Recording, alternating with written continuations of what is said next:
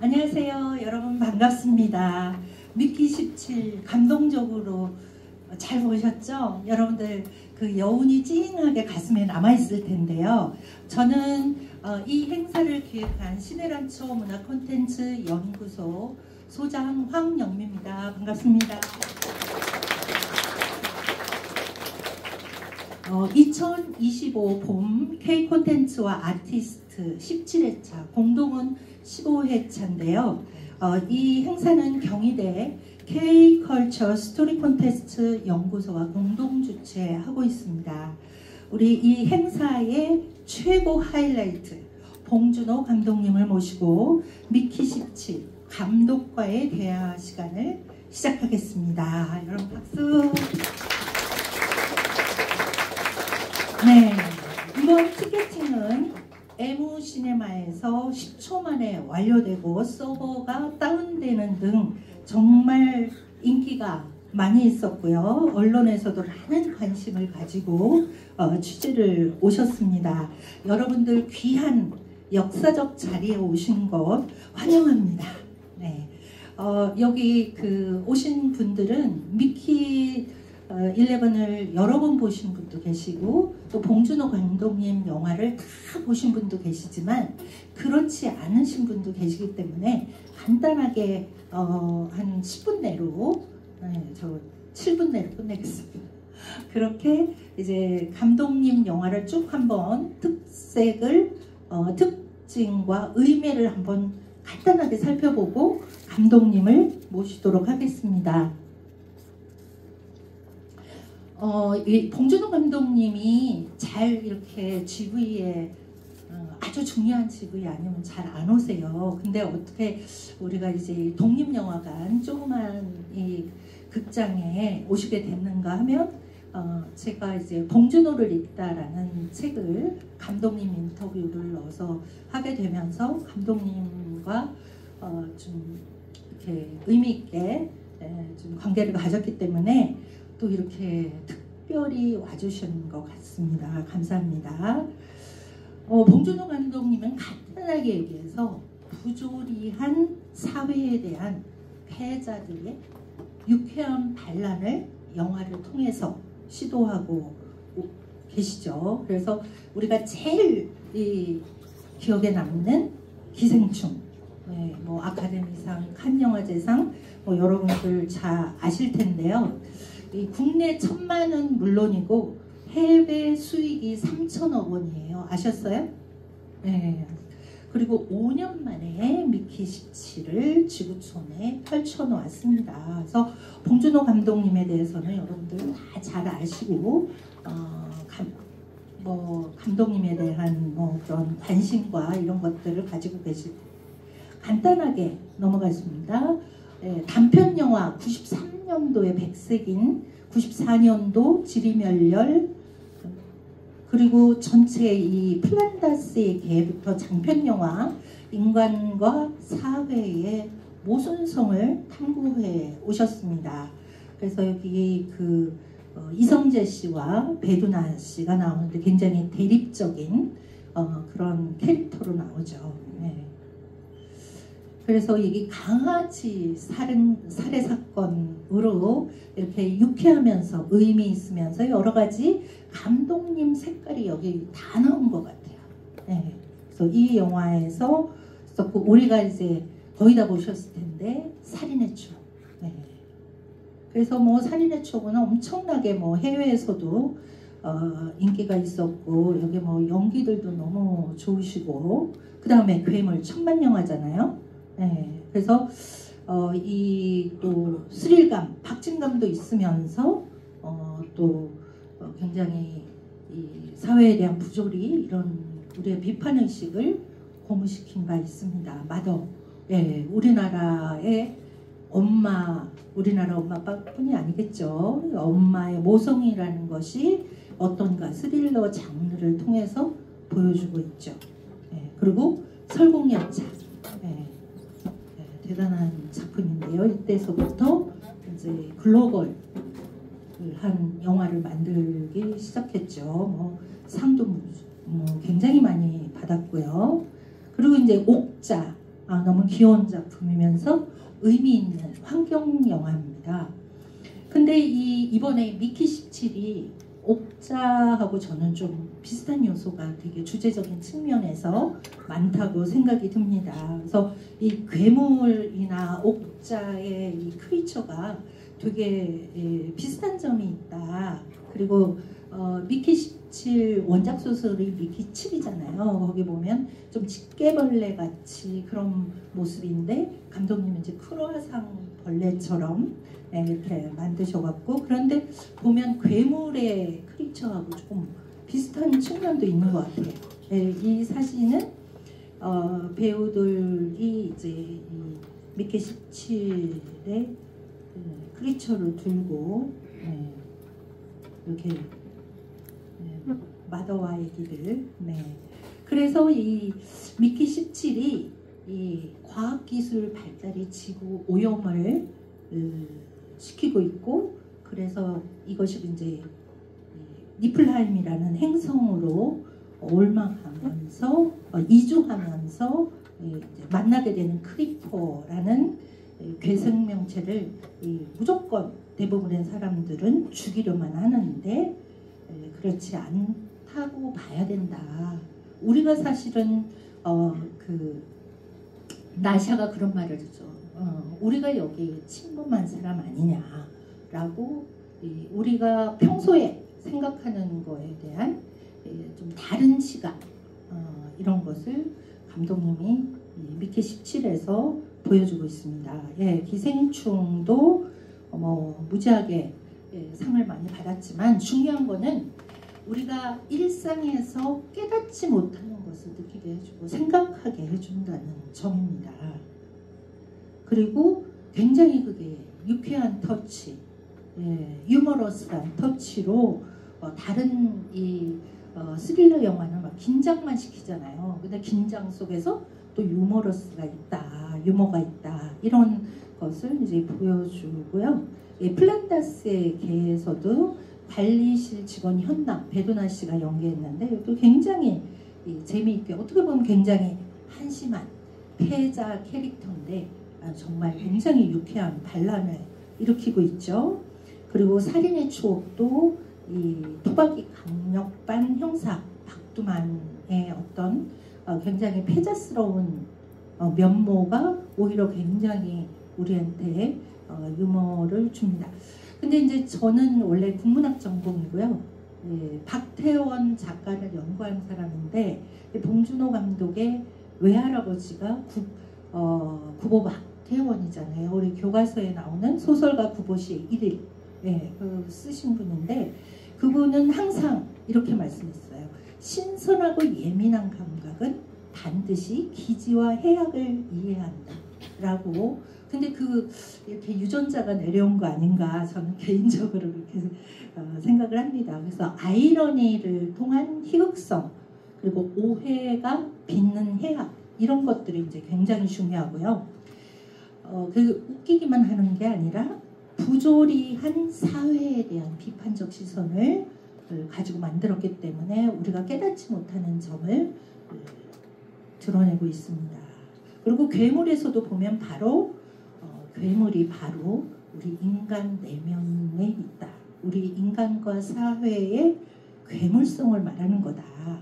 그렇게 하고 있고, 기생충에서도 분명히 그 사회적 약자인데 그 사회적 약자도 계층이 있잖아요. 그리고 여기 항상 또 양성적 배역의 조화를 이루고 있습니다. 그래서 페미니즘이라고 딱 말하기는 좀 그렇지만 항상 여성이 굉장히 그 드라마 안에서 큰 역할, 혹은 작은 캐릭터인데 중요한 역할을 하는 그런 드라마를 만들고 있죠.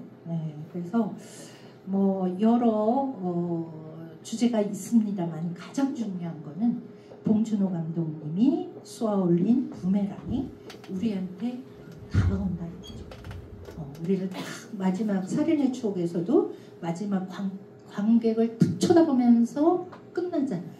이 부메랑을 우리한테 딱 돌리면서 우리의 의식을 영화를 끝나도 다시 한번 생각하게 하는 그런 영화를 이번에 이제 미키 17, 이거 뭐 여러분들 지금 다 보고 오시고 내용 설명은 드릴 거 없을 것 같고 이 배우들의 연기가 굉장히 좋잖아요. 그래서 기생충이 미국 배우 조합상 앙상블상을 수상했잖아요. 그런 것처럼 아카데미에 이제 나갔다면 이 배우들도 연기 앙상블상을 받지 않을까. 뭐 누구 하나 뭐 이렇게 저 배역이 좀 걸리는데 하는 게 하나도 없죠.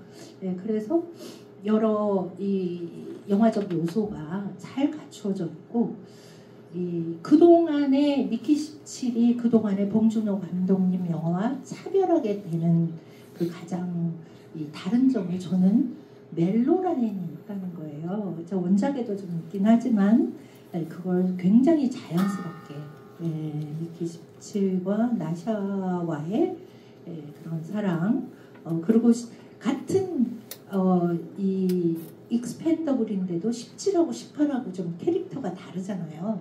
그런 것도 좀 굉장히 새롭게 해석해주는 그런 거라고 생각합니다. 이런 거 너무 길게 하면은 좀 재미없으니까 이 정도로 하고요. 자, 이제 여러분들이 기다리시는 한국 영화의 자부심 봉준호 감독님을 모시겠습니다.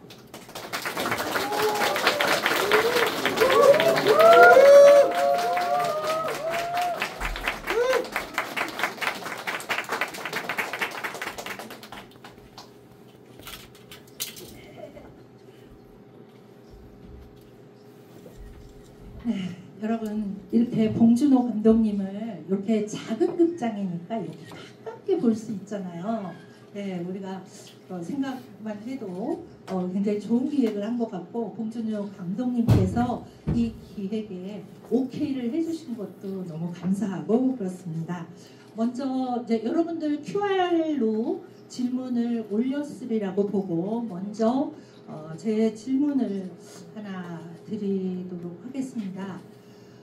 이제 감독님이 이제 뭐 유머러스라든가 또 우리를 긴장하게 하는 스릴러라든가 또 이번에는 또 새로운 행성에 보여주는 우주적 비전이라든가 이런 걸로 이제 우리를 굉장히 이 독특한 세계로 영화와 관객이 만나게 해주셨는데요.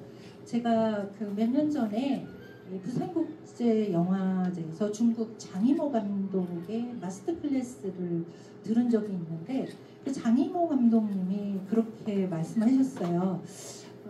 나는 항상 이 영화에서 어느 부분에서 내가 관객과 만날까 그것을 항상 고민한다. 그래서 감독님께서는 이번에 미키 17을 만드시면서 나 이 부분은 관객하고 참 공감했으면 좋겠다. 이 부분을 제일 강조하고 싶다 하는 부분을 하시니까 좀 말씀해 주시면 여러 가지 있었긴 했지만 우리 흔히 하는 표현에 의하면 측은지심이라는 거는 누군가를 공감하면서 가엽게 여기거나 또는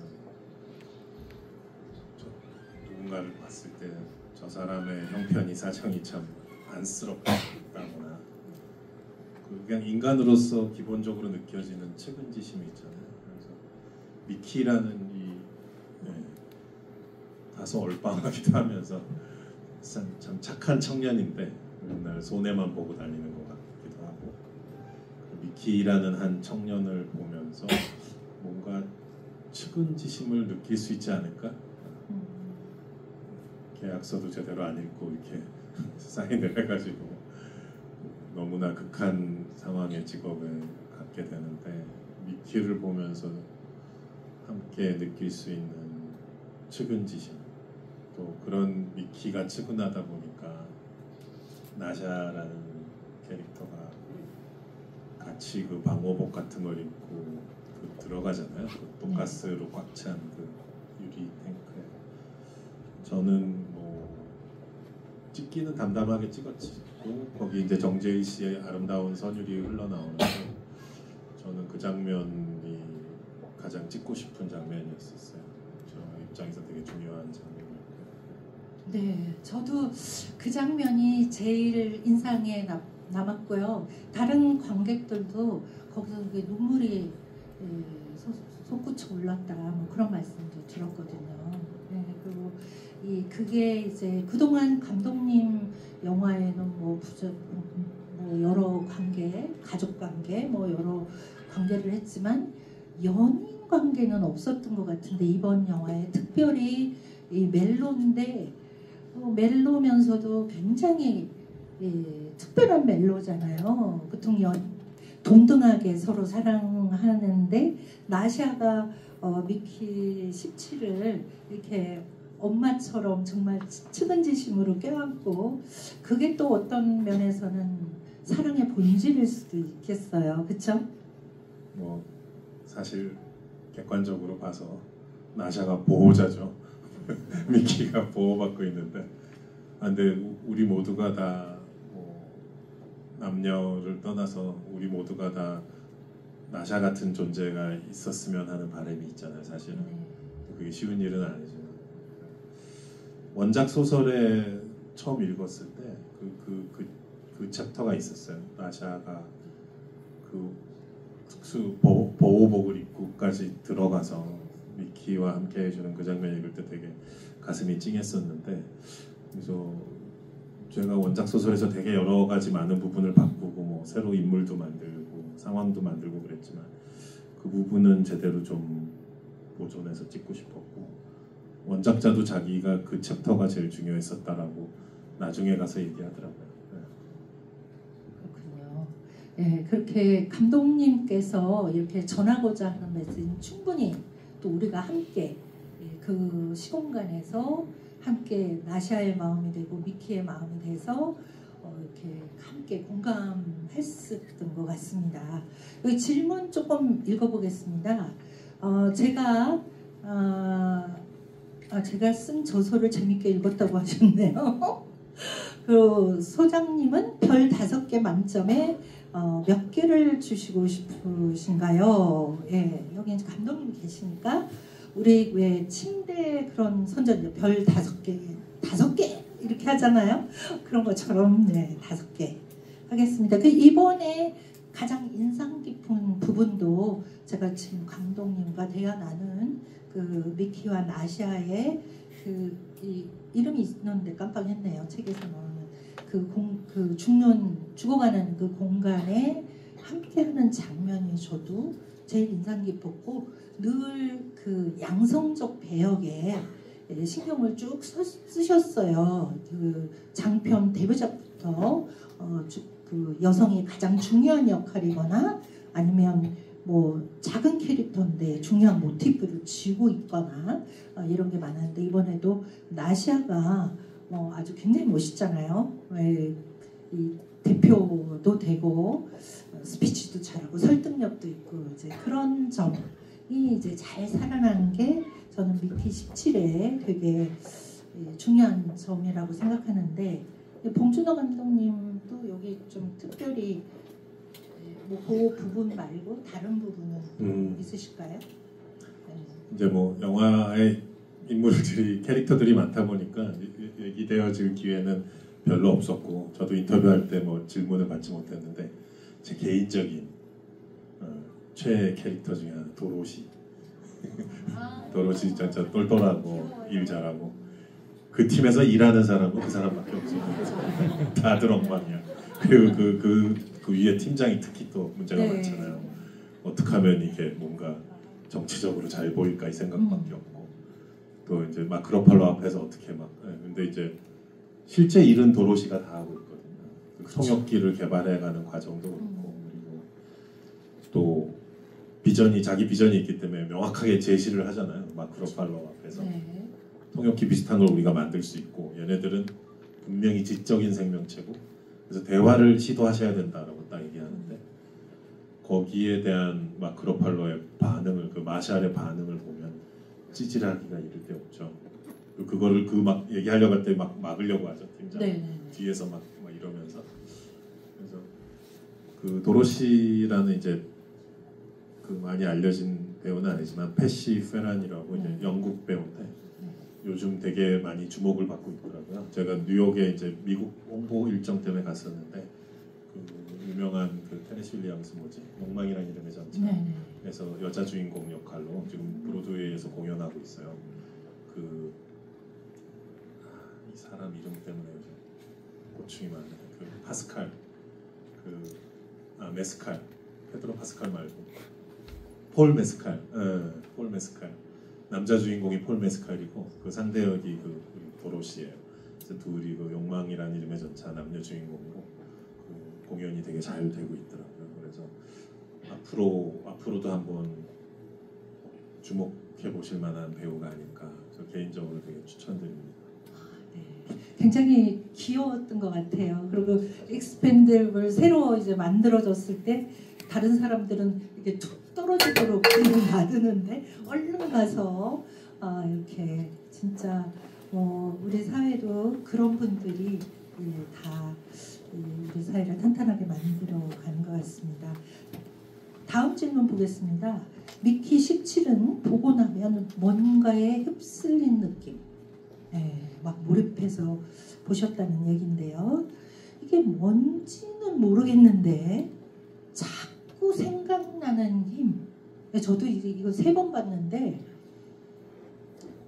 이게 뭔가 좀 더 보면 또 더 보이고 그래서 이런 힘이 어디서 나와 본인이 말씀하시기는 좀 그렇겠지만 그래도 나는 이런 점을 강조해서 뭔가 한꺼번에 관객들이 이 장에서 영화의 장에서 함께 휩쓸리면서 이런 힘 때문에 그렇게 느끼지 않을까 하는 뭐 그런 좀 말씀해 주시죠. 휩쓸린데 그냥 완전히 휩쓸린 파도가 밀려온 것처럼 미키 17이 탁 강타한 그런 느낌이라는 말씀인 것 같습니다. 제 입으로 얘기하기는 상당히 민망한데 모르겠습니다. 그 뭐라 해야 되지? 영화에 보면 이렇게 무시당하거나 천대받거나 이렇게 멸시당하는 존재들이 좀 있어요. 대표적으로 일단 미키가 그렇죠. 그 독재자 부부가 마샬 부부가 미키를 일컫는 말 표현들이나 뭐 이렇게 하는 그 행동이나 이런 걸 보면 정말 무슨 달군 쇠로 막 애를 이렇게 지지지를 한다. 뭐 무슨 스팸 베이비 그게 정말 우리가 먹는 그 스팸 말하는 거거든요. 그런 적나라한 이상한 멸칭 같은 걸 만들어서 막 말하기도 하고 미키가 그렇게 우리는 그 친구가 참 착한 청년이라는 걸 알고 있는데 전혀 존중받질 못하잖아요. 멸시당하고 막 사람들이 그를 대하는 방식이 참 보고 있으면 마음을 되게 쓰라리게 만들고 또 하나 멸시당하는 존재는 이제 크리퍼인데 그 마샬 부부가 뭐 무슨 끔찍한 벌레라는 둥 크리퍼라는 이름도 자기들이 마음대로 붙인 거잖아요. 네. 그리고 이제 뭐 똥물에 빠진 크루아상 같다라는 막 극한의 대사까지 막 토니 콜레트가 하고 그런 식으로 박멸 마치 바퀴벌레에게 살충제를 뿌리듯이 쟤네들을 멸종시켜야 된다는 식의 되게 배타적이고 경멸적인 말들을 임상. 그래서 무시받는 두 존재가 이제 미키랑 크리퍼인데 사실 그들이 서로 힘을 합쳐서 어떻게 보면은 그 독재자를 결국은 물리치는 얘기잖아요. 이야기를 단순화시키면 서로를 구해준 그러니까 이쪽 우주선의 인간들은 계속 미키를 어떻게 죽일까 그 생각만 하는 건데 뭐 이런 일도 시키고 저런 다 죽을 법한 일들을 일감을 몰아주면서 근데 누가 이렇게 미키를 죽인 게 아니라 구해준 거는 크리퍼가 처음이잖아요. 그렇죠. 그래서 그 크리퍼가 너를 구해준 거네라고 또 깨닫게 해준 것은 또 나샤고 나샤가 그런 통찰이 있었죠. 그래서 그 덕분에 이제 미키가 나도 뭔가 보답을 하고 싶다는 식으로 나가서 이제 크리포드를 위해서 뭔가 하려고 하죠. 그래서 가장 멸시받는 존재였던 두 존재가 이제 오히려 서로 돕고 이제 마샬이라는 그 멸시와 천시를 주도했던 사람을 물리치는 거니까 이게 지금 제가 해설한 식으로 영화에서 누가 나와서 명쾌하게 설명해 주지는 않습니다만 보다 보면은 느낄 수는 있잖아요. 그래서 그런 부분을 공감하면서 봐주셨다면 제 입장에선 되게 기쁠 것 같고요. 휩쓸리기까지 할지는 잘 모르겠습니다. 집에 돌아가서 이런 생각이 들었다 라면은 기쁠 것 같고요. 네, 여기 그 댓글이 있는데요. 댓글 읽기가 좀 어렵네요. 제가 이 프로그램을 제자한테 배워가지고 무슨 이런 처음 앱이 있나봐요. 네네 처음 써봐가지고 이거 신기하다 이거. 네.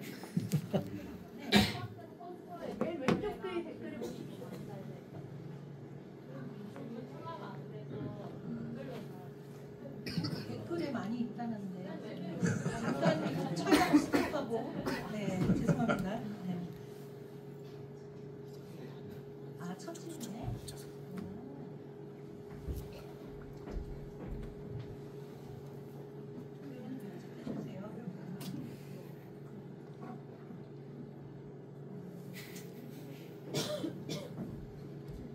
댓글 19 이거를 누르면 나오나요?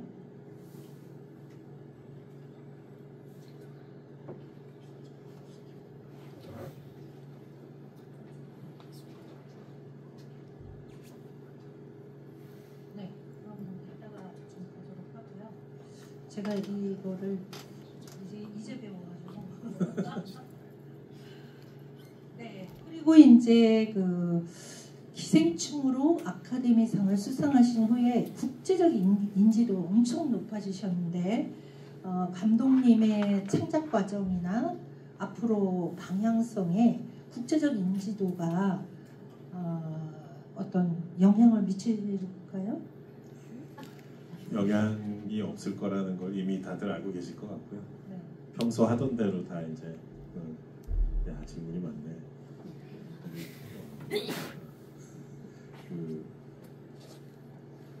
모르겠어요. 그러니까 그 기생충이 이제 오스카를 수상하기 전이나 후나 제가 뭐 준비했던 작품들이 이런저런 것들이 있었고 평소 호흡대로 그냥 계속 찍어 나가고 준비를 해왔던 것뿐인데 대신 이제 그런 건 있더라고요. 이 미키 17 캐스팅 과정에서 캐스팅 진행되는 속도가 되게 빠르다. 그 저의 전작에 대해서 굳이 뭐 이런저런 설명을 안 해도 되고 이미 다 보고 오니까 그 배우들이 막 저한테 오히려 그런 걸 보고 감독님 영화에서 약간 이런 톤으로 연기해야 되는 거 아닌가요? 그래서 아니 뭐 꼭 작품마다 다른 거지 그럴 필요는 없다는데 뭐 일부러 그런 걸 막 생각하는 분들이 있어요. 그래서 굳이 저럴 필요는 없는데 생각이 들 적도 있었고 어쨌든 캐스팅의 과정에서 되게 일사천리로 빠르게 진행됐던 점은 그런 거는 더 좋은 면이 있었는데 제가 영화를 구체적으로 만드는 방식이나 그거는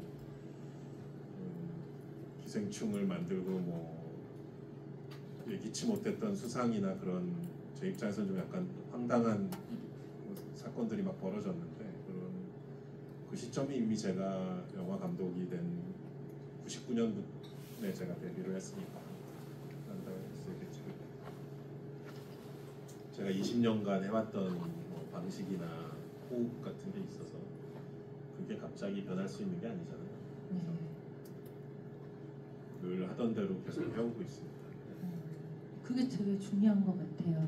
네, 초심을 잃지 않고 계속 갈 수 있다는 그게 이제 진짜 대단하신 것 같은데 여기 지금 여기에 나오는데요. 네, 창작하실 때 데드라인을 어떻게 관리하실까요? 네, 데드라인을 딱 언제까지나 이거 꼭 해야 되라고 했는데 뭐 살다 보면은 여러 가지 이유 때문에 못 지키게 될 위기가 오잖아요. 데드라인 중요하죠.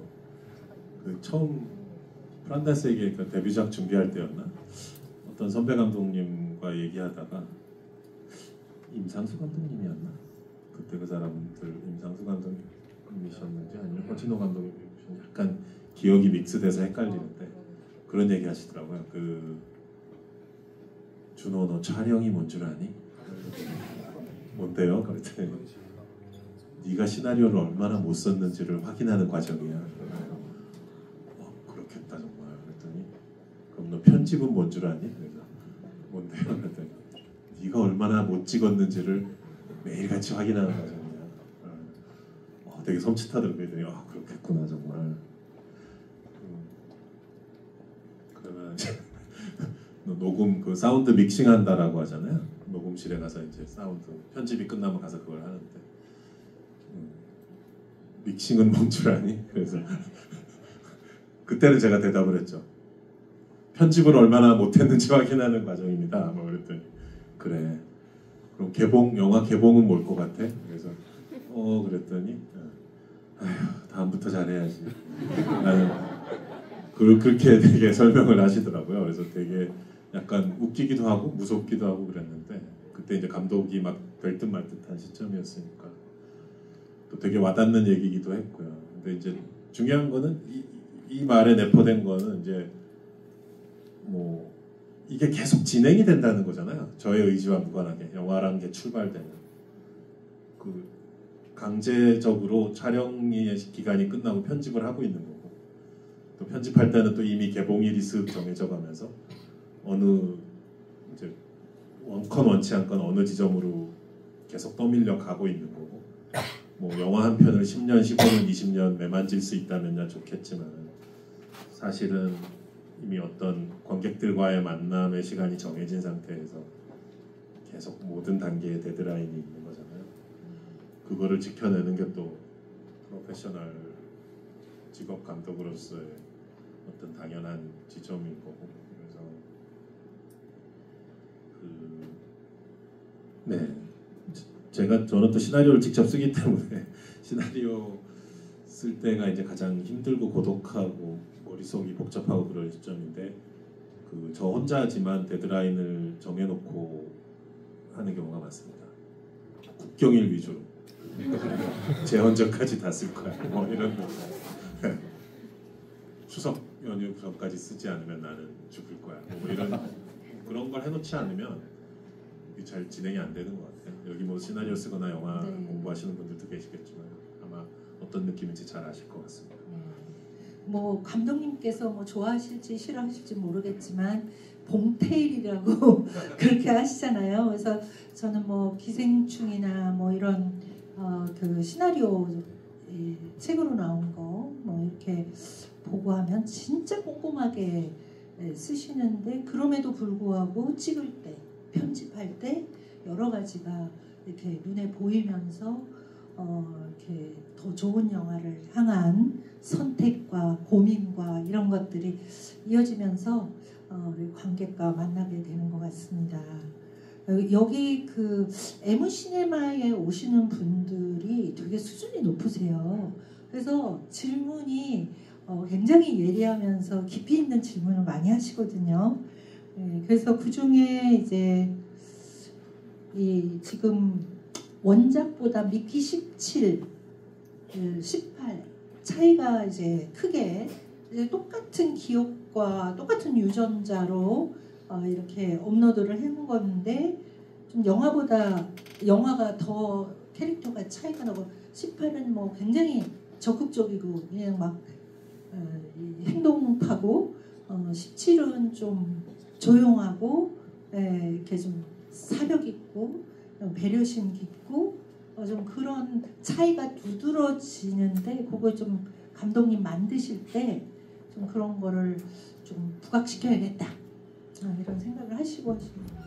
네, 17과 18의 그 MBTI가 극단적으로 달랐으면 좋겠다는 생각을 했었어요. 근데 그럴 수 있을 것 같아요. 아무리 똑같은 데이터로 프린팅을 해도 오히려 미키 1에서 18까지가 똑같았다면 그게 더 이상한 거 아닐까요? 우리 대량 생산되는 예를 들어 뭐 자동차나 컴퓨터도 결국 다 뭐 일찍 고장 나는 애가 있고 뭐 문제가 생기는 애가 있고 리콜되는 애가 있고 뭐 화재가 나는 차량도 있고 막 그걸 다 다르잖아요. 그냥 기계일 뿐인데도 심지어 아무리 첨단 기술이라고 해도 사람을 출력하는데 똑같이 나온다면은 그게 더 이상할 것 같고요. 그래서 이제 나샤가 미키한테 얘기를 해줬다는 걸로 나오잖아요. 그 보이스 오버 나레이션 보면은 뭐 미키 몇은 뭐 유난히 징징거렸고 뭐 얘는 성격이 나샤는 계속 그걸 겪어나가니까 이제 뭐 이렇게 그런 메모를 같은 걸 해놨을 것 같아요. 기억도 있고. 근데 이제 그 영화 도입부에 보면 그 기억과 이제 메모리랑 퍼스널러티를 기억과 이제 성격적인 거를 이제 다시 머릿속에 이제 집어넣는 육체가 출력되고 정신과 기억에 관한 영역을 재입력하는 게 이제 이게 무슨 핸드폰에서 무슨 심카드 교체하는 것도 아니고 이제 그거를 하는 게 과정이 나오는데 거기 그 얼빵한 그 과학팀 애가 이렇게 동전 놀이 하던 대로 뛰어가다가 이렇게 발에 걸려서 라인이 뚝 빠지잖아요. 그걸 하면서 가서 다시 이렇게 꽂는 게 나오는데 그 한 몇 초간 빠져 있었던 거였잖아요. 그래서 그 장면을 보면 우리가 미루어 짐작할 수 있을 것 같아요. 미키마다 차이가 날 수밖에 미세한 차이가 날 수밖에 없었지만 예를 들어 심지어 그렇게 라인이 몇 초간 푹 빠졌으면 엄청난 양의 데이터가 에러가 났을 텐데 그냥 뚝 꽂고 다시 그냥 그렇게 하잖아요. 그래서 영화의 주제와도 관련이 있는데 뭐 SF고 미래고 뭐 외계 행성까지도 가고 이러지만 여전히 인간들은 이런저런 실수를 할 수밖에 없다. 오류라는 건 늘 인간과 함께한다. 그리고 미키도 마찬가지인 거죠. 출력이 되고 뭐 그러지만은 그런 장면을 그래서 그 장면 일부러 넣었었고요. 다시 꽂으면 뭐 이렇게 헬멧 이상하게 보이는 그 헬멧 같은 데서 껌뻑껌뻑 이렇게 불들이 들어오고 네, 누가 봐도 그건 명백한 오류가 생길 수밖에 없겠죠. 우리가 그 파일 다운로드 받을 때도 뭐 파일이 깨지고 이러듯이 파일이 좀 심하게 깨진 친구인 거죠. 미키 18이. 네. 네. 여기 뭐 여러 질문이 있는데요. 이게 우리가 여기서 밤을 새고 계속 얘기하면 좋겠지만 뭐 합할 수 있는 질문은 좀 합해서 말씀드리겠습니다. 이번 작품에서 새롭게 또 SF 장르에 도전을 하시게 된 계기, 그래서 감독님이 생각하시는 SF란 내가 만드는 SF는 이랬으면 좋겠다 하고 만든 게 미키 17이다. 이렇게 장르에 대한 질문 좀 합해서 드리겠습니다. 이제 넓게 보면 괴물과 옥자도 SF 영역에 있다고 볼 수도 있고요. 거기 옥자라는 되게 신기한 돼지 같기도 하고 하마 같기도 한 크리처가 나오니까는 그렇지만 이제 옥자를 제외한 나머지 둘러싼 환경과 인물들은 대부분 현실적인 인물들이고요. 괴물도 이제 한강 우리가 늘 보는 한강에서 이제 괴수가 나오니까 SF라고 할 수는 있지만 그 괴수를 제외한 뭐 그 주인공 가족들 캐릭터라든가 그 당시 한강 매점에서 일하고 있는 그 모습이나 그걸 또 둘러싼 한국 사회의 풍경이나 이런 것들은 되게 또 사실적이라서 엄밀히 좀 좁게 따지면은 그 설국열차와 미키 17이 SF 장르였던 것 같습니다. 본격적인 둘 다 원작 설국열차 이제 프랑스 그래픽 노블이 있었고요, 원작이 있었고 둘 다 원작과 이런저런 차이들도 있고 그 원작의 핵심적인 SF 사이파이 컨셉트에 제가 끌렸던 것 같아요. 그래서 달리는 기차에 그 인류의 생존자들이 타고 있다. 그런데 심지어 그 안에도 무슨 계급 사회처럼 돼 있어서 기차 앞쪽 칸으로 갈수록 이제 부자들이 살고 있다는 되게 어떻게 보면 신박한 약간 진귀한 설정인데 그게 원작 만화에서 보면서 너무 매혹이 돼서 그거를 하게 됐었던 거죠. 그러니까 이게 SF의 컨셉이란 것이 신기하고 기발한 데에서 끌리게 되지만 사실은 오히려 되게 보편적이고 본질적인 인간 얘기로 되돌아오게 돼서 되게 기발하고 독특한 유니크한 컨셉이지만 오히려 그거를 파고들다 보면 다시 그냥 우리들 현재의 우리들 얘기로 돌아오게 되니까 그게 매력인 것 같아요. SF를 하는 설국열차도 당연히 그랬었고 미키 17도 휴먼 프린팅이라고 그 자체가 너무 신기한데 그게 오늘날 현재 우리가 처한 처지랑 또 비슷한 면이 있어서 그래서 그 프린팅이라는 단어 자체 사실 우리 인간과 어울리는 단어가 아니잖아요. 그 인간의 탄생과 죽음과 삶이라는 게 되게 그 고귀한 것인데 그걸 프린터라니 무슨 휴렛 패커드 저기 무슨 캐논이나 휴렛 패커드 프린터에서 찍찍찍 징징징징 하면서 나오는 그 출력의 느낌 거기에 한 인간이 그래서 일부러 로버트 패틴슨이 이렇게 좀 출력이 되다가 다시 들어가다가 막 이렇게 찍었는데 그 인간을 하찮게 여기게 되는 그런 인간의 존재 자체가 무시되는 느낌이 애초부터 있는 거라서 휴먼 프린팅 그것도 되게 SF적인 컨셉이지만 우리들 스스로가 우리가 얼마나 존중받고 있는지를 사실 돌이켜보게 되는 거니까 그런 어떻게 보면 평범하고 보편적인 어떤 측면으로 되돌아올 수 있다는 거 그런 매력에서 SF를 자꾸 도전해보게 되는 것 같아요. 네, 이제 SF라는 게 이제 미래라는 건데요. 시간으로 이제 이 인간이 시간을 인식한다는 게 굉장히 철학적인 거죠. 인간만이 할 수 있는. 그래서 SF는 다 철학적이다라는 연구가 있습니다. 그래서 여기서도 굉장히 삶과 죽음, 아까 질문에도 있었는데 좀 다음에 이따가 드리겠는데요. 그런 것과 만날 수밖에 없다는 거죠. 그러니까 시간을 인식하고 미래를 인식한다는 게 바로 철학이고 삶의 인간의 어떤 존재의 본질과 만날 수밖에 없다는 거죠. SF가 뭐 무슨 액션만 있는 게 아니라 특히 이제 감독님이 이제 만드시는 SF는 어떤 철학적 성찰하고 같이 맞물려 있고 미키 17은 또 특히나 더 삶과 죽음에 관련된 문제이기 때문에 굉장히 철학적인 베이스를 가지고 있는 것 같습니다. 근데 이제 여기 그 어떤 일이든 하고 나면 좀 아쉽고 불만족스럽고 요전에서 조금 더 잘했으면 하는 아쉬움이 남을 텐데요. 혹시 감독님께서는 미키 17에서 어떤 감정을 느끼셨는지 아쉬움을 느끼셨다면 어떤 점일지 그 질문이 들어왔습니다. 지난주에 또 이제 일본 개봉은 좀 늦은 편이라 일본 개봉부터 거기 또 홍보 거기도 또 가혹한 홍보 일정이 있어서 이제 다 마무리하고 왔는데 아직 개봉 중이다 보니 제가 객관적으로 또는 뭔가 제가 만들었던 작품에 대해서 거리를 두고 돌이켜볼 만한 시간은 없었던 것 같아요. 근데 찍고 완성하면서 후회가 되거나 미련이 남았던 지점은 없고요. 평소 하던 대로 작업을 다 하고 그랬었는데 그런 부분은 있는 것 같아요. 이게 사실 영화가 보면은 엄밀히 보면 두 개의 스토리가 있습니다.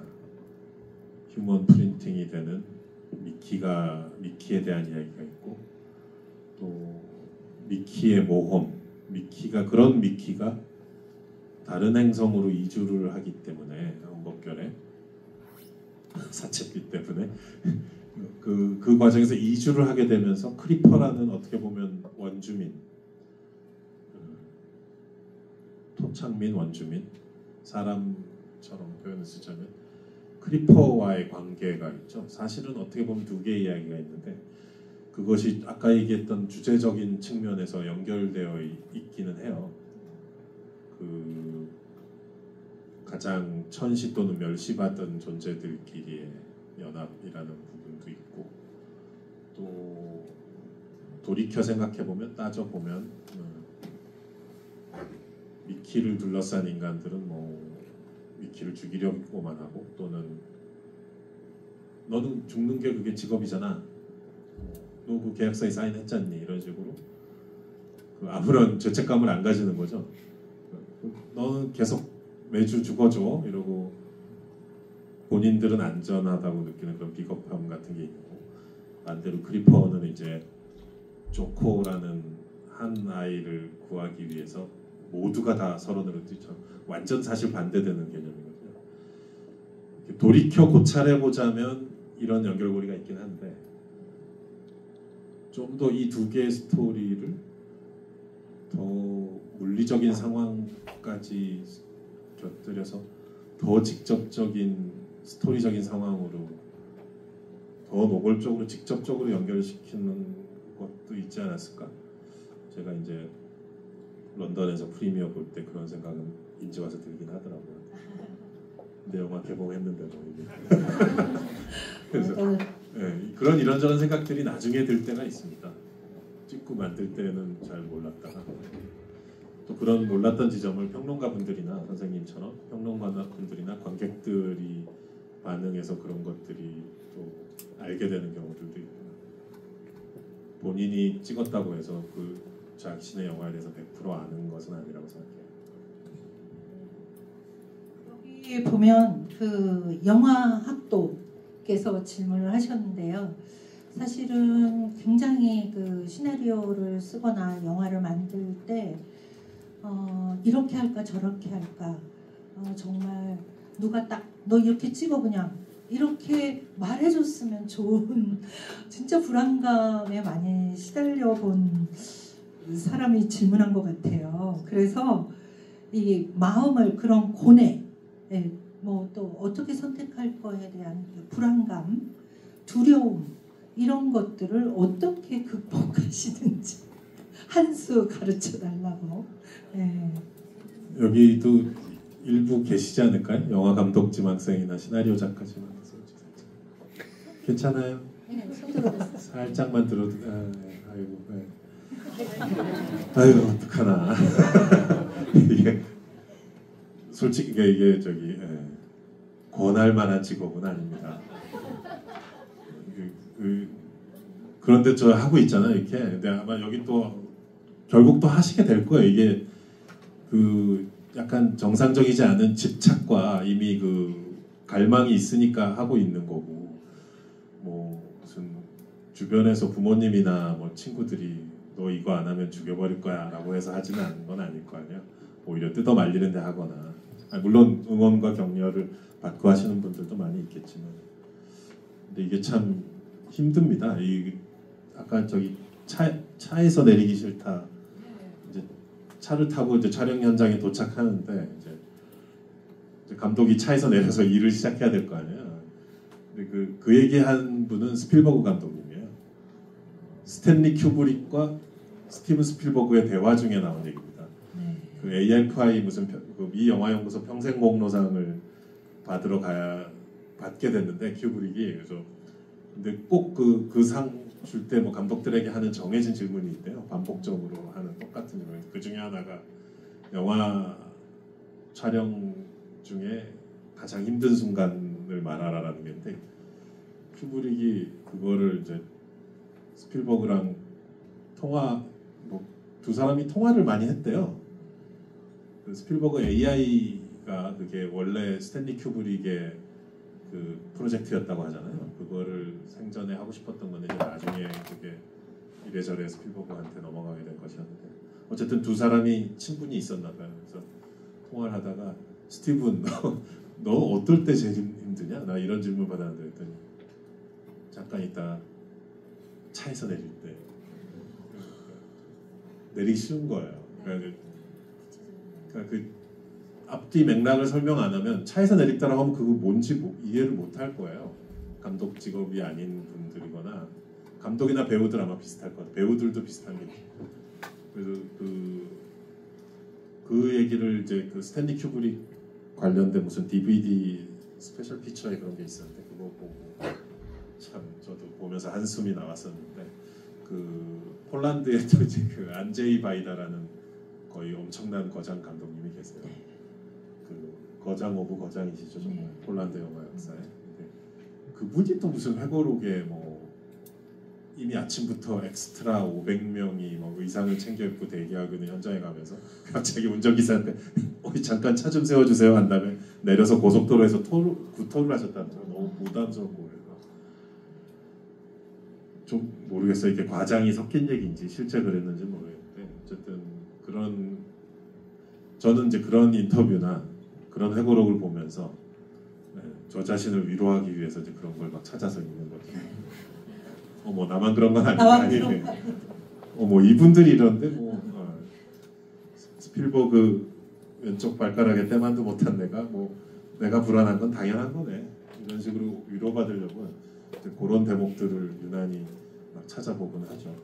이제 그 부담스럽고 뭐 누가 세봤다 그러던데 감독이 하루에 평균 받게 되는 질문의 수 또는 하루에 결정해야 되는 결정을 계속 해야 되잖아요.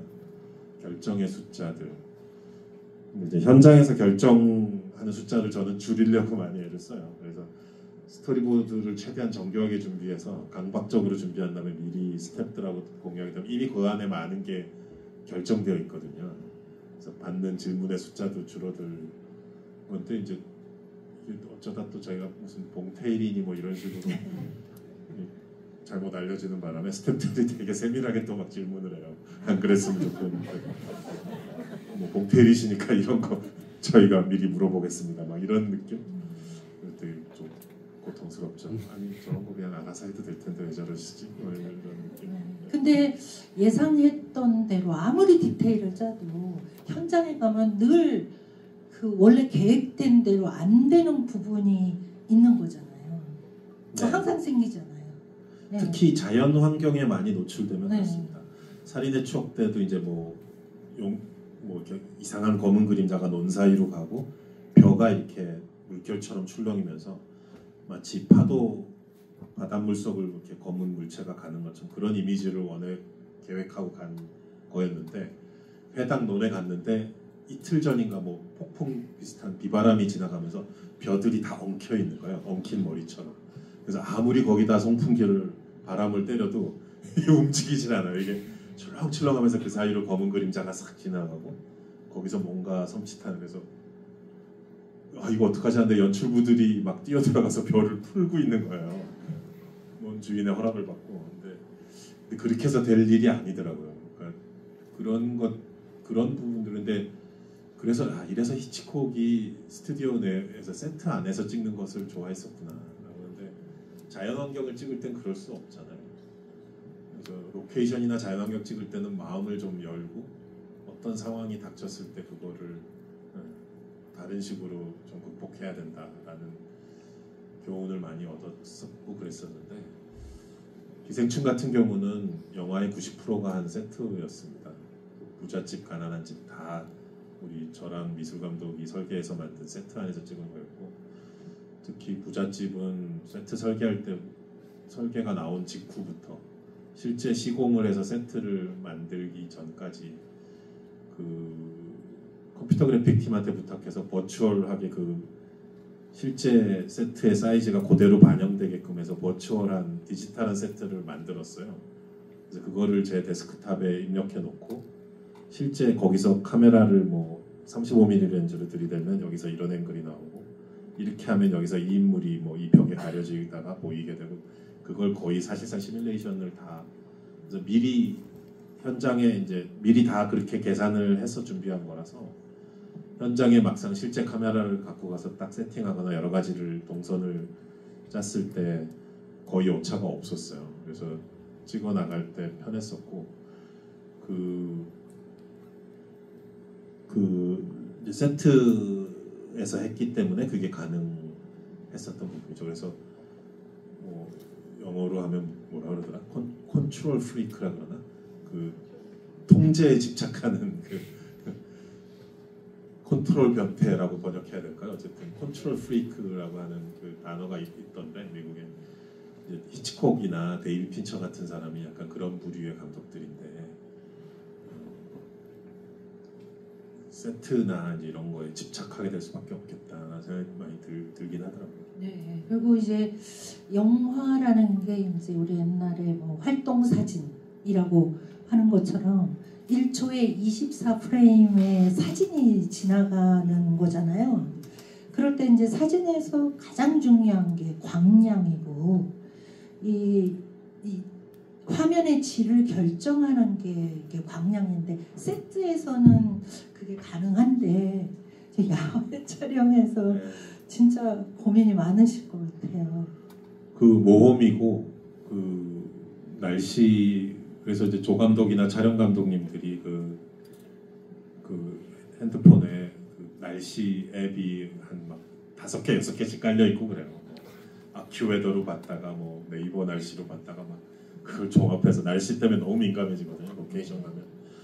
근데 이제 그렇지만 그렇게 로케이션에서 또 자연광을 갖고 아름답게 찍어냈을 때 그 쾌감은 이루 말할 수 없는 그건 세팅된 조명으로 한 것이 아니기 때문에 이제 마더 라스트 씬에 보면 그 태양광이 그 달리는 고속버스를 관통하게 찍었어야 되는 거거든요.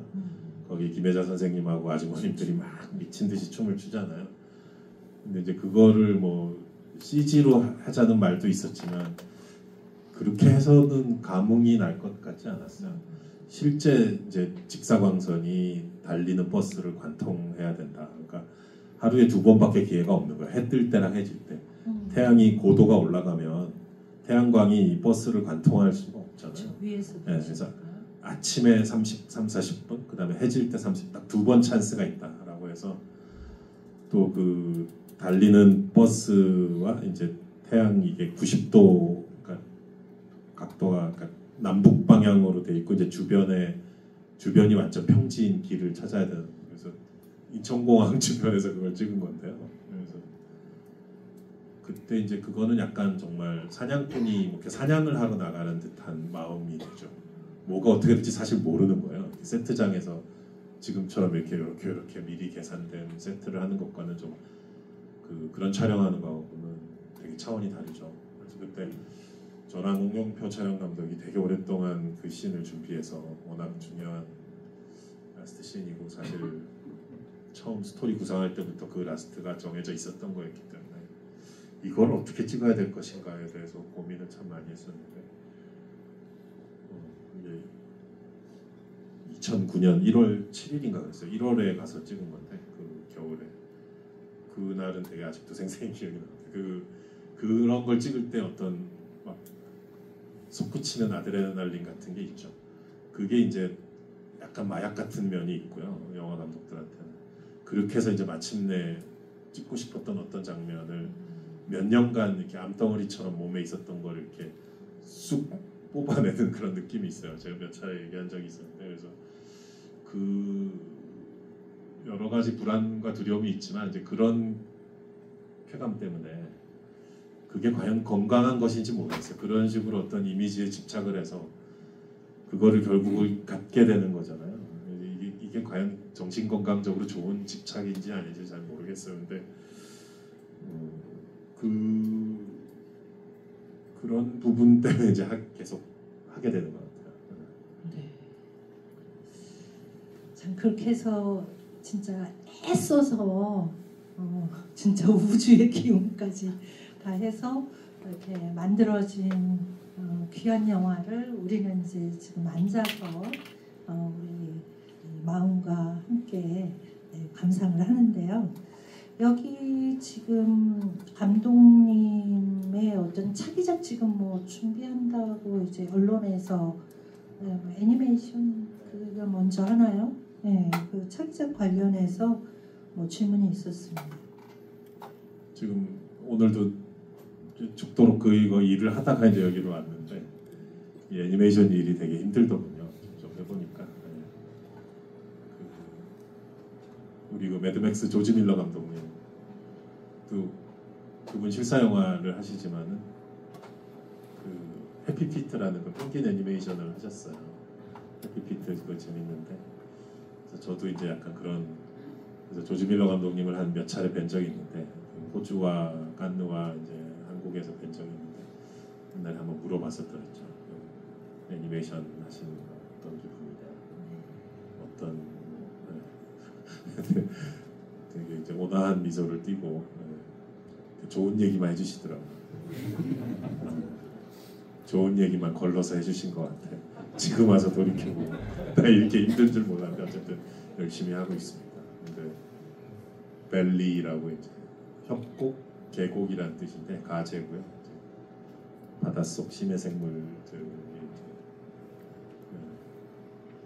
프랑스의 그 심해 물고기들, 그러니까 심해 생물을 주로 찍어온 프랑스의 유명한 무슨 다큐 사진 작가분이 있고, 그분 책이 이제 한국에도 나왔어요. 그 사진집이. 그 사진집을 보다가 이제 구상하게 된 거고요. 그 사진집에 여러 하여튼 너무 희한하게 생긴 심해 생물들이 나와요. 실제 사진인데 약간 정말 CG 같아요. 이미 애니메이션 캐릭터 같은 친구들이 있어요. 그 컬러도 너무 아름답고 묘하고, 심해라는 제목의 사진집인데 여러분도 한번 보세요.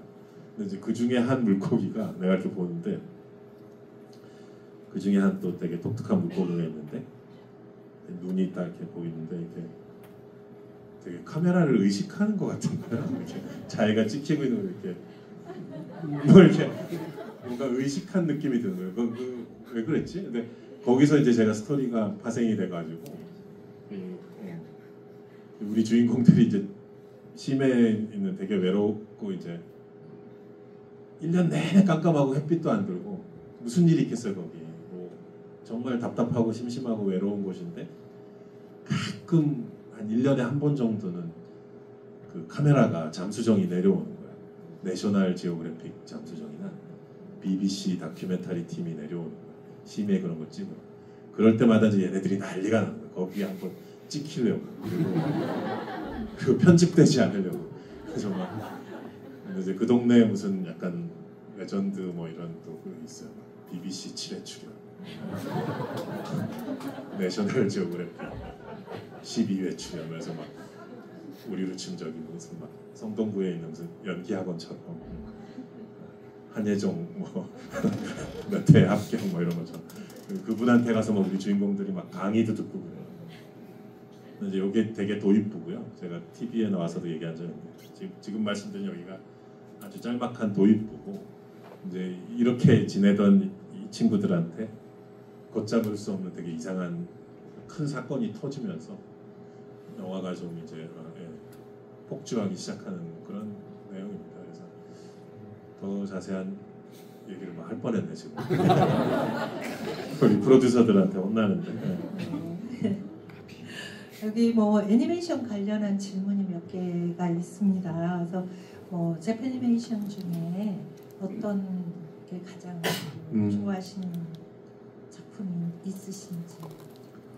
뭐 지브리 애니메이션이라고 네, 여기 돼 있는데, 근데 지브리뿐만이 아니라 그죠. 네. 뭐 일본 애니메이션의 왕국이죠. 뭐 지브리 작품은 이제 주로 미야자키 하야오나 그 다카하다 이사오 감독님 작품들이 줄을 많이 이루는 편인데, 뭐 워낙 다 명작들의 걸작들의 향연이라서 딱히 뭘 꼽아야 될지는 쉽지는 않지만, 저의 원초적으로 저의 어떤 처음 영상 언어라는 것에 대해서 처음 생각을 했던 시기가 이제 중학생 때였는데, 제가 이제 82년, 3년, 4년에 이제 중학교를 다녔는데 82년에 KBS에서 매주 금요일에 미래소년 코난이 방영되기 시작했어요. 매주 금요일에. 근데 이제 전두환 군사독재 시절이라 금요일마다 이상한 특집 프로가 짜이면서 뭐 한강개발 5개년 계획을 말한다. 뭐 이런 이상한 특집 프로를 하면서 자꾸 미래소년 코난이 결방이 되는 거예요. 그때부터 제가 군사독재에 대한 어떤 반발심을 가졌거든요. 아니 왜 코난을 일주일 동안 기다리면서, 그때는 인터넷도 없고 DVD도 없고 심지어 82년도니까 비디오 플레이어도 아직 보급이 아주 일부 가정에만 비디오 플레이어가 있었던 시기예요. 그래서 뭔가 영상을 보려면 정말 TV 본방사수로밖에는 아무 방법이 없어요. 유튜브도 없고 아무것도. 그래서 일주일 내내 미래소년 코난 다음 회차를 보려고 기다렸는데 갑자기 그 전두환 밑에 그 분들 관료들이 나와가지고 한국 무역을 진단한다 이런 특집 프로가 자꾸 편성이 돼요. 꼭 금요일마다. 미래소년 코난 얼마나 무시했으면 그랬겠어요. 뭐 애들 보는 건데 뭐 그 결방하고 그 시간에 이거 해 뭐 그랬겠죠. 네, 만만한 게. 네, 만만했을 테니까. 허문도 씨나 막 이런 사람들이 그렇게 시켰겠지. 지금 와서 생각해보면. 왜 이런 얘기를 하고 있지? 네, 질문이 네, 애니메이션 좋아하는 네. 미래소년 코난입니다. 저의 네. 어떤 정서적, 영화 언어적, 정서적 어떤 되게 원초적인 뿌리에 가닿고 있는 저의 청소년기를 지배했던 그 이후에도 영화를 많이 보고 공부하고 막 그랬지만 그건 정말 공부한 것 같아요. 영화 동아리나 영화 학교에서 공부 이전에 원초적인 거 있잖아요. 혈관에 스며들어 있는 막 그런 거. 그래서 팬데믹 기간에 미래소년 코난을 모처럼 처음부터 끝까지 다 다시 볼 기회가 한번 있었습니다. 그 잠깐 한 달 정도 쉬는 기간이 있었는데 기생충 오스카 캠페인 끝나고 집에서 그 미래소년 코난 블루레이 그 박스 셋으로다가 처음부터 끝까지 한 열 몇 시간 분량을 쫙 이어서 한번 본 적이 있는데 며칠에 걸쳐서 명작이구나. 그렇죠. 근데 이제 감독님께서 이제 설국열차, 또 옥자도 이제 외국 배우들이 또 나오고, 계속 이제 이 미키 17은 아주 다 외국 배우들이잖아요. 그러니까 영어를 잘하시기는 하시는 것 같은데 외국 배우들하고 이 소통이나 또 한국 배우들하고 디렉션을 했을 때 좀 이렇게 다른 부분이 뭐 있었는지 그런 질문을 하신 분이 계십니다. 사실 이제 외국어 영화를 처음 했던 거는 제가 쉐이킹 도쿄라고 그 도쿄에서 일본에서 찍은 옴니버스 프로젝트가 있었는데 그 미셸 공드리랑 뭐 레오 카락스 감독이랑 저랑 셋이서 옴니버스 영화 한 적 있어요. 그때 이제 일본어 배우를 그러니까 외국어 대사 영화를 처음 경험해 본 건 그때였었고요. 그때도 사실 좀 불안하기도 하고 걱정도 되고 그랬는데 역시 이제 영화란 게 결국 인간 감정을 다루는 거다 보니까 감정에 대해서 이렇게 서로 공감을 하면 결국은 배우랑 다 소통할 수 있는 거다라는 자신감은 그때 얻었었던 것 같아요. 그렇지만 이제 물론 좋은 통역, 좋은 번역을 하시는 분들이 주변에 있어야죠. 제가 직접 할 수 있는 건 아니니까. 영어는 제가 엉터리 영어를 좀 막 구사합니다. 마음이 급할 때. 통역분이 잠깐 어디 가셨거나 빨리 막 얘기해야 될 때 또는 이것만큼은 표현은 거칠더라도 표현은 좀 부족하더라도 배우의 눈을 보면서 얘기하고 싶다 라고 할 때가 있어요. 그런 부분은 배우는 또 제가 뭘 원하는지에 대해서 되게 민감하게 잘 이해하거나 또는 이해하려고 하는 분들이기 때문에 제가 다소 부족한 영어로 막 소위 말하는 브로큰 영어로 막 떠들어도 소통은 됩니다. 급하게. 근데 이제 설국열차 때나 뭐 옥자 때나 미키 때나 늘 통역해 주시는 스태프들이 주변에 포진돼 있었고요. 거기에 의지해서 하는 것이고 모르겠어요. 가끔 설국열차나 미키를 제가 한국에서 한국 배우분들과 찍었으면 어떤 배우분들이 했을까? 최우식이 프린트되었을까? 뭐 이런 생각도 해보고 그 설국열차를 편집실에서 편집하고 있었는데 갑자기 편집실 문이 확 열리면서 이제 고인이 되신 변희봉 선생님께서 살아생전에 이제 설국열차를 막 편집하는데 갑자기 문이 열리더니 변 선생님이 확 들어오시는 거예요. 그래서 웬일이세요? 그랬더니 뭐 같은 건물에서 뭐 후시 녹음 하시다가 봉 감독 여기 편집하고 있다길래 한번 와봤어. 그래서 차 드릴까요? 뭐 이렇게 하는데 한번 들어봐. 그러시는 거예요. 근데 변 선생님이 갑자기 오셔서 그러는데 제가 싫어요. 그럴 순 없잖아요. 그래서 이거 한글 자막이 아직 안 들어가 있는데 괜찮으시겠습니까, 선생님? 그랬더니 그래도 다 보면 되지 뭐. 그래서 앉은 자리에서 2시간을 편집이 약간 조금은 덜 된 상태인데 2시간을 쭉 보신 거예요. 이러면서. 근데 이제 영화가 시작하면 그 꼬리칸에 이제 그분도 몇 년 전에 돌아가셨는데 이제 존 허트라는 되게 명배우죠. 꼬리칸의 약간 지도자, 꼬리칸의 현자 같은 존 허트 배우가 딱 나와서요. 등장을 딱 하시고 이제 크리스 에반스한테 뭐 이런저런 얘기를 하죠. 이제 변 선생님께서 그 존 허트가 나오니까 딱 보시더니 국산으로 갔으면 저것이 내 것인디 하시는 거야. 그래서 국산이란 표현도 참 역시 그 변 선생님만이 하실 수 있는 표현인데 그래서 혼잣말로 국산으로 갔다면 저 여기 저것이 내 것인데 말이야. 그래서 그 말씀하시고 나니까 진짜 생각해 보게 되더라고요. 인류의 생존자들이 기차에 타고 있으니까 저는 당연히 여러 나라 사람들이 나와야 된다고 생각했었거든요. 인류 생존자들이 다 남북한 사람들만 있으면 되게 이상하잖아요. 그래서 여러 이제 국제적인 캐스팅을 하고 또 이제 영어 대사가 위주가 되는 영화로 했었던 것인데 지금 와서 생각해 보면 모르겠어요. 그러니까 미키 17이나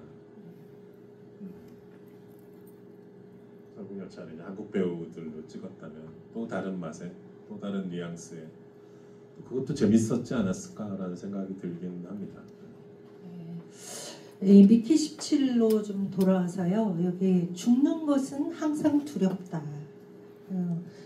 그 소설에서도 진짜 죽을 때 그렇게 쉽게 죽지를 못하잖아요. 막 피를 죽는 것 중에서 가장 못할 짓이 폐가 이제 피로 가득 차서 죽는 거다. 뭐 그런 얘기도 있고 그런데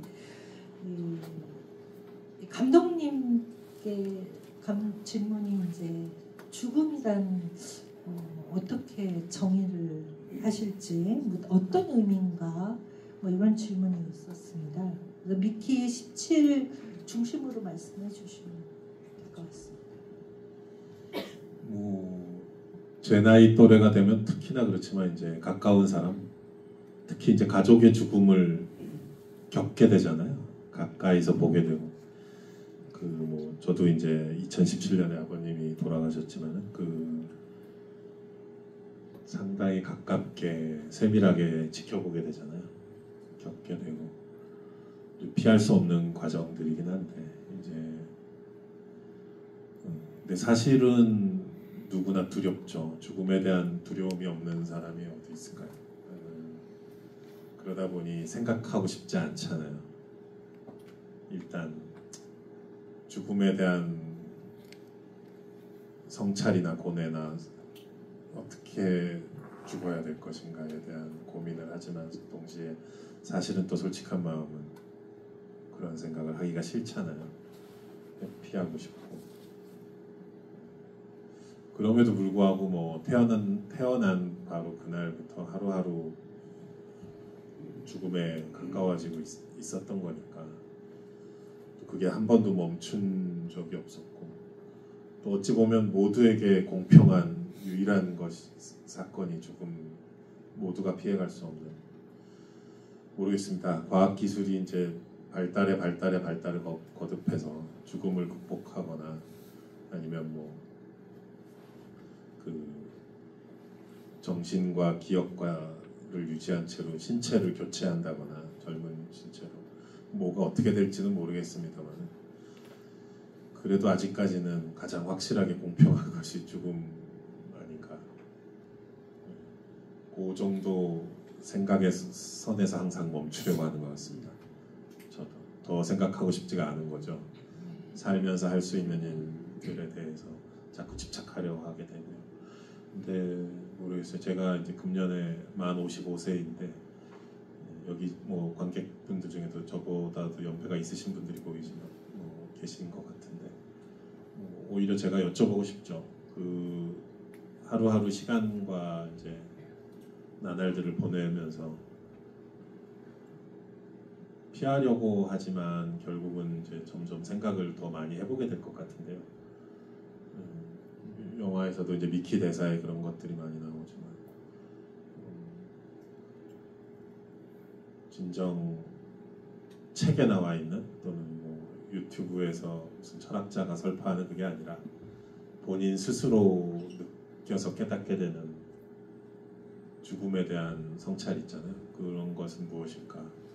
그건 각 개인 어떤 분들한테 여쭤보고 싶은 부분이죠. 저는 돌아가신 아버님과는 원체 진지한 대화를 서로 안 했고 항상 음식 얘기만 하고 막 이랬기 때문에 저와 아버지 그런 대화를 해봤던 적이 한 번도 없어요. 가끔 돌아가시고 나니까 그런 생각이 들더라고요. 오히려 한번 그런 거를 여쭤보고 싶었던 마음 같은 거. 네, 지금 벌써 저희가 시작한 지 1시간이 지나게 돼가지고요. 여기 또 아무리 힘들어도 영화 즐거우시죠? 라는 질문이 있어요. 즐겁게 이제 마무리하는 차원에서 좋은 질문 주셔서 너무 감사드립니다. 근데 우리가 이제 시간 관계상 더 오래 하기가 어려워서 이렇게 어떻게 즐거우신지 괴로우면서 또 즐거우면서 하는 심경 같은 거 좀 말씀해 주시죠. 아까 이제 뭐 원하던 이미지를 얻었을 때 마약 같은 마약이 바람직한 비유가 아닌데 어쨌든 아드레날린 얘기도 했었고 뭐 그 맥락인데요 사실은. 나날이 힘들고 사실 계속 잘 모르겠어요. 사실 이런 뭐 무슨 쿨한 척하려고 이런 얘기하는 게 아니라 정말 실질적으로 잘 모르겠습니다. 영화를 되게 알고 싶었습니다. 영화를 처음 공부하거나 동아리 할 때부터 되게 알고 싶었어요. 어떻게 찍어야 되는 건지. 그래서 그 감독님들을 보면 막 어렸을 때 마음이 이상했었고 물어보고 싶었고 대학교 때 지금 이런 상황과 반대로 제가 그런 쪽에 앉아 있고 제가 대학교 때 어떤 감독님이 특강 같은 거 하러 오시면 붙잡고 물어보고 싶고 막 그런 게 있었거든요. 근데 지금은 제가 이렇게 무슨 관객과의 대화 내지는 특강 비슷한 걸 해야 하는 처지가 되었는데 좀 무책임한 얘기하지만 되게 모르겠어요. 잘 이걸 어떻게 해야 되는 건지 잘 모르겠는데 대신 갖고 싶은 이미지나 찍고 싶은 스토리는 뭐 이런저런 것들이 있어요. 제 가방 속 아이패드에 그런 것들이 여기 여러 가지가 이렇게 모여 있고요. 그 중에 하나는 뭔가 괜찮은 것이 되지 않을까라는 기대감 때문에 해나가는 것 같습니다. 네, 감사합니다. 좋은 질문으로 또 감독님의 엑기스를 우리가 오늘 많이 말씀을 들은 것 같습니다. 여러분 감사드리고요. 오늘 우리 K 콘텐츠와 아티스트 마지막 하이라이트 봉준호 감독님과의 대화를 마치고요. 앞으로도 이제 계속 시리즈로 할 예정이니까 많이 관심 가져주시기 바랍니다. 오늘 사실 우리가 뭐 앞에 계신데 대거장이라고 부르는 게 무색하지 않을 정도로 정말 굉장하신 분들과의 정말 가까운 거리에서의 소중한 시간 여러분들한테도 오래도록 감동이 남을 것 같습니다. 오늘 밤이 깊었으니까 오늘은 마무리하고요. 다음 또 여러분들도 행복한 시간 마무리하시기 바랍니다. 마치겠습니다. 저희가요. 그리고 단체 사진을 좀 찍거든요. 네, 그래서 네, 나는 얼굴 나오는 거 싫다 하시는 분은 이렇게 가려주시고.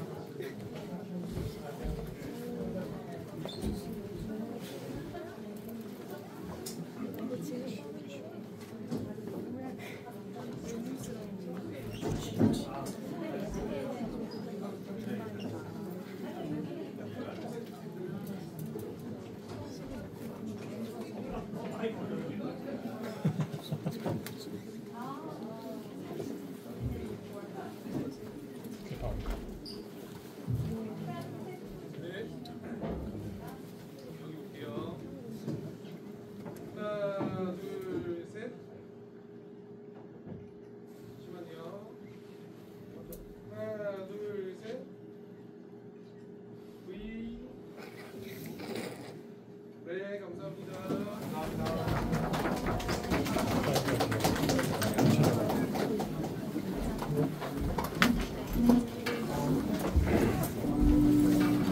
저희 그 감독님 먼저 그 빠르게 퇴장하시고 퇴장 도와드릴게요.